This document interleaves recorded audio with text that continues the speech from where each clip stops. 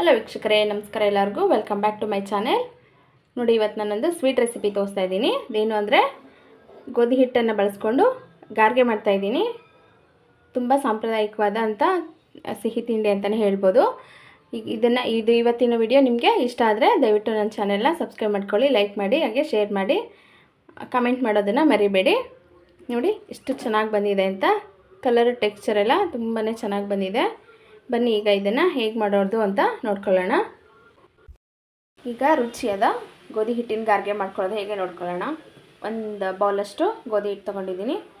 ನೀವು ಮನೇಲಿ ಬೀಸಿರೋ ಗೋಧಿ ಹಿಟ್ಟಿಂದಾದರೂ ತೊಗೋಬೋದು, ಅಥವಾ ಅಂಗಡಿ ಗೋಧಿ ಹಿಟ್ಟಾದರೂ ತೊಗೊಳ್ಳಿ, ಚೆನ್ನಾಗೇ ಬರುತ್ತೆ ಯಾವುದಾದ್ರೂ. ಹಾಗೆಯೇ 1 ಕಪ್ ಆಗೋಷ್ಟು ಬೆಲ್ಲ ತೊಗೊಂಡಿದ್ದೀನಿ.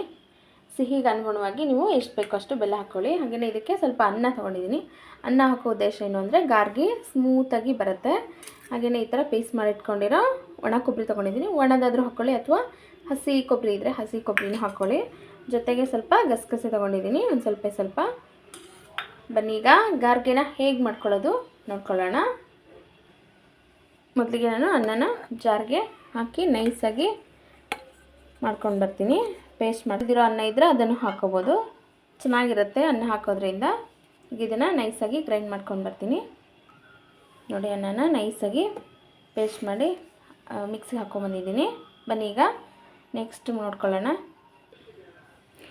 ಈಗ ನೆಕ್ಸ್ಟು ಬೆಲ್ಲನ ಕರಗಿಸ್ಕೊಳ್ಳೋಕ್ಕೆ ಒಂದು ಸ್ಟೀಲ್ ಪಾತ್ರೆ ಇಟ್ಕೊಂಡಿದ್ದೀನಿ. ಇದಕ್ಕೆ ಬೆಲ್ಲ ಹಾಕ್ತಾಯಿದ್ದೀನಿ. ಬೆಲ್ಲ ಡೈರೆಕ್ಟ್ ಮಿಕ್ಸಿಗೆ ಹಾಕ್ಕೋಬೋದು. ಈ ಥರ ಕರಗಿಸಿ ಹಾಕೋದ್ರಿಂದ ಕಲ್ಲೆಲ್ಲ ಇದ್ದರೆ ಸೋಸ್ಕೊಳ್ಳೋದಕ್ಕೆ ಈಸಿ ಆಗುತ್ತೆ. ಇದಕ್ಕೆ ಸ್ವಲ್ಪ ನೀರು ಹಾಕಿ ಇದನ್ನು ಬೆಲ್ಲ ಕರಗಿಸ್ಕೊಳ್ಳೋಣ.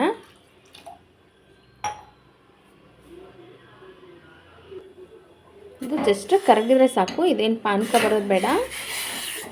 ಬೆಲ್ಲ ಎಲ್ಲ ನೀಟಾಗಿ ಕರಗಿದ್ರೆ ಸಾಕಾಗುತ್ತೆ. 2 ನಿಮಿಷ ಇದು ಕರಗೋದಕ್ಕೆ ಬಿಟ್ಬಿಡೋಣ.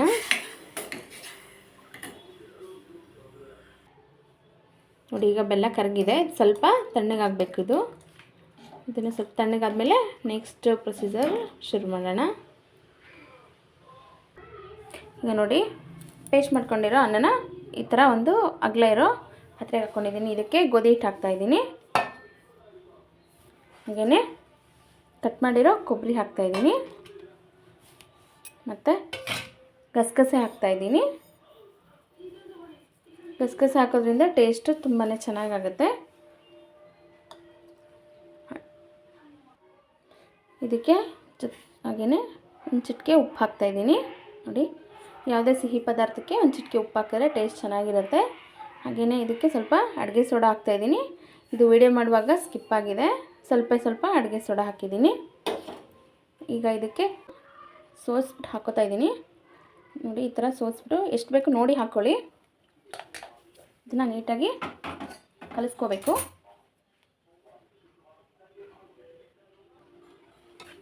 ನೀಟಾಗಿ ಮಿಕ್ಸ್ ಮಾಡ್ಕೋಬೇಕು. ಇದನ್ನು ಟೇಸ್ಟ್ ಮಾತ್ರ ಸೂಪರಾಗಿರುತ್ತೆ ಗಾರ್ಗೆದು. ನನ್ನ ಮಕ್ಕಳಿಗಂತೂ ತುಂಬಾ ಇಷ್ಟ. ಗಾರ್ಗೆ ಮಾಡು ಅಂತ ಹೇಳ್ತಿರ್ತಾರೆ. ಈ ನಾಗರ ಪಂಚಮಿಲೆಲ್ಲ ಉತ್ತರ ಕರ್ನಾಟಕ ಸೈಡು ಗಾರ್ಗೆ ಇಲ್ಲದೇ ಯಾವ ಹಬ್ಬಗಳನ್ನು ಮಾಡೋದೇ ಇಲ್ಲ, ಅಷ್ಟು ಪ್ರಸಿದ್ಧವಾಗಿದೆ ಇದು. ನೋಡಿ, ಅನ್ನ, ಇದು ಗೋಧಿ ಹಿಟ್ಟು, ಬೆಲ್ಲ ಎಲ್ಲ ನೀಟಾಗಿ ಮಿಕ್ಸ್ ಆಗಬೇಕು. ಈಗೇನು ಸ್ವಲ್ಪ ಬೆಲ್ಲದ ನೀರು ಮಿಕ್ಸ್ ಇದ್ದೀನಿ, ಅದನ್ನು ಹಾಕೋತಾ ಇದ್ದೀನಿ. ಸಿಹಿ ನೋಡಿ ನಿಮ್ಗೆ ಎಷ್ಟು ಬೇಕೋ ಅಷ್ಟು ಹಾಕ್ಕೊಳ್ಳಿ. ನೋಡಿ ಕಸರು ಎಷ್ಟಿದೆ ಅಂತ. ನೋಡಿ, ಈ ಥರ ಸೋಸ್ಬಿಟ್ಟು ಹಾಕ್ಕೊಂಡ್ರೆ ಕಸರು ಬರೋದಿಲ್ಲ. ಇದನ್ನು ಇನ್ನೊಂದ್ಸಲ ನೀಟಾಗಿ ಮಿಕ್ಸ್ ಮಾಡ್ಕೊಳ್ಳೋಣ.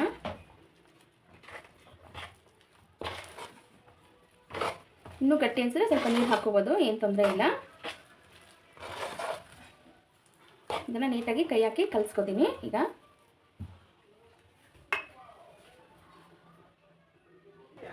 ನೋಡಿ, ಸ್ವಲ್ಪ ಗಟ್ಟಿ ಅನಿಸ್ತಾ ಇದೆ. ಸ್ವಲ್ಪ ನೀರನ್ನು ಹಾಕ್ತಾಯಿದ್ದೀನಿ. ಇಲ್ಲಿ ಹಾಕ್ಬಿಟ್ಟು ನೀಟಾಗಿ ಗಂಟಿಲ್ದಂಗೆ ನೀಟಾಗಿ ಕೈ ಹಾಕ್ಬಿಟ್ಟು ಕಲಿಸ್ಕೊಳ್ಳೋಣ. ಸ್ಪೂನೆಲ್ಲ ಹಾಕಿದ್ರೆ ಚೆನ್ನಾಗಾಗಲ್ಲ. ಇದಕ್ಕೆ ಬಜ್ಜಿ ಬೋಂಡ ಎಲ್ಲ ಮಾಡ್ತೀವಲ್ಲ, ಅದಕ್ಕೆ ಕಲಿಸ್ಕೋಬೇಕು. ಗಟ್ಟಿನೂ ಇರಬಾರ್ದು, ಹಾಗಂತ ತೀರಾ ತೆಳುನೂ ಇರಬಾರ್ದು.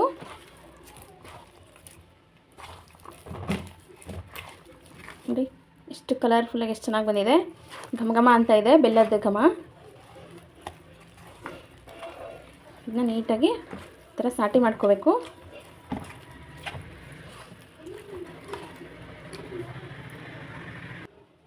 ನೋಡಿ, ಇದನ್ನು ನೀಟಾಗಿ ಈ ಥರ ಕಲಸಿ ರೆಡಿ ಮಾಡಿ ಒಂದು 5 ನಿಮಿಷ ಇದನ್ನು ಬಿಟ್ಬಿಡೋಣ, ನೆನ್ಕೊಳ್ಳಿ. ಆಮೇಲೆ ಕರಿಯೋಣ. ಇದನ್ನು ನೋಡಿ, ಈ ಹದ ಇದ್ದರೆ ಸಾಕಾಗುತ್ತೆ, ನೀಟಾಗಿ ಉಂಡೆ ಬರುತ್ತೆ ನೋಡಿ. ಈ ಹದ ಇದ್ದರೆ ಸಾಕು. ಇದನ್ನು ಒಂದು 5 ನಿಮಿಷ ನೆನೆಯಕ್ಕೆ ಬಿಟ್ಬಿಡೋಣ ಹಿಟ್ಟು. ಈಗ ಇದು 5 ನಿಮಿಷ ನಿಂತಿದೆ ನೋಡಿ. ಈ ಥರ ಕೈನ ಒತ್ತಾಯ ಮಾಡಿಕೊಂಡು ಈ ಥರ ಹಿಟ್ಟನ್ನು ಸ್ವಲ್ಪನೇ ತೊಗೊಂಡು ಎಣ್ಣೆಯಲ್ಲಿ ಬಿಡಬೇಕು ನೋಡಿ. ಈ ಥರ ಹಾಕಬೇಕು ನೋಡಿ. ಈಗ ಎಣ್ಣೆ ಕಾಯ್ದಕ್ಕೆ ಇಟ್ಕೊಂಡಿದ್ದೀನಿ, ಎಣ್ಣೆ ಕಾದಿದೆ. ಈಗ ಇದನ್ನು ಚಿಕ್ಕ ಚಿಕ್ಕದಾಗಿ ಉಂಡೆ ಥರ ಬಿಟ್ಕೊತಾ ಹೋಗೋಣ.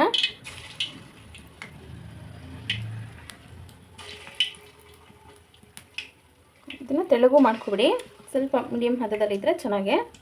ಪೂರ್ತಿ ತೆಳ್ಳಗಾದರೆ ಚೆನ್ನಾಗಿ ಬರೋದಿಲ್ಲ. ಈ ಥರ ಇದು ಬೇಯೋದು ಸ್ವಲ್ಪ ನಿಧಾನ ಲೋ ಫ್ಲೇಮ್ ಇಟ್ಬಿಟ್ಟು ಚೆನ್ನಾಗಿ ಫ್ರೈ ಮಾಡ್ಕೊಳ್ರಿ.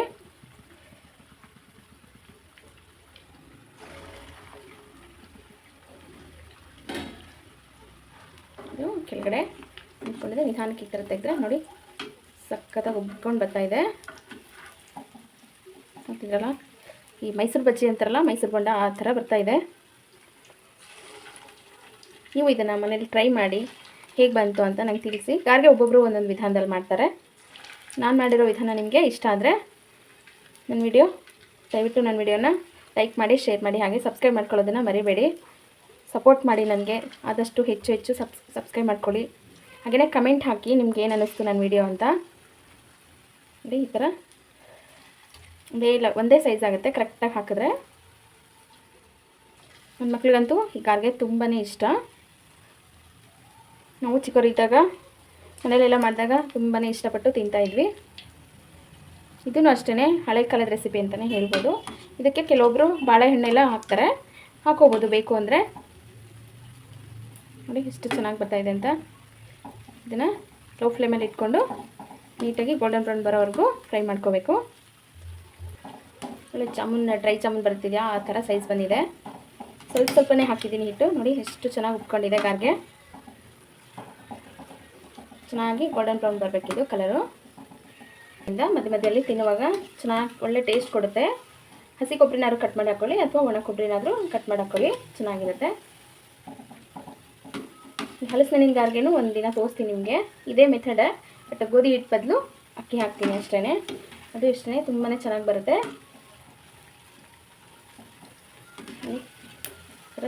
ಲೋ ಫ್ಲೇಮಲ್ಲಿ ಮೀಡಿಯಮ್ ಫ್ಲೇಮಲ್ಲಿ ಇಟ್ಬಿಟ್ಟು ಗೋಲ್ಡನ್ ಬ್ರೌನ್ ಬರೋವರೆಗೂ ಇದನ್ನು ಫ್ರೈ ಮಾಡ್ಕೋಬೇಕು.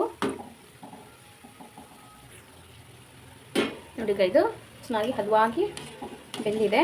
ಇರ್ತಿದ್ರಲ್ಲ ಎಷ್ಟು ಸೂಪರಾಗಿ ಬಂದಿದೆ ಗಾರ್ಗೆ ಅಂತ ನೋಡ್ತಾ ಇದ್ರೇ ಬಾಯಲ್ಲಿ ನೀರು ಬರ್ತಿದೆ. ಕಲರ್ ಅಂತೂ ತುಂಬಾ ಚೆನ್ನಾಗಿ ಬಂದಿದೆ. ಇದನ್ನು ಒಂದು ಪ್ಲೇಟಿಗೆ ತೆಗೋತಾ ಇದ್ದೀನಿ.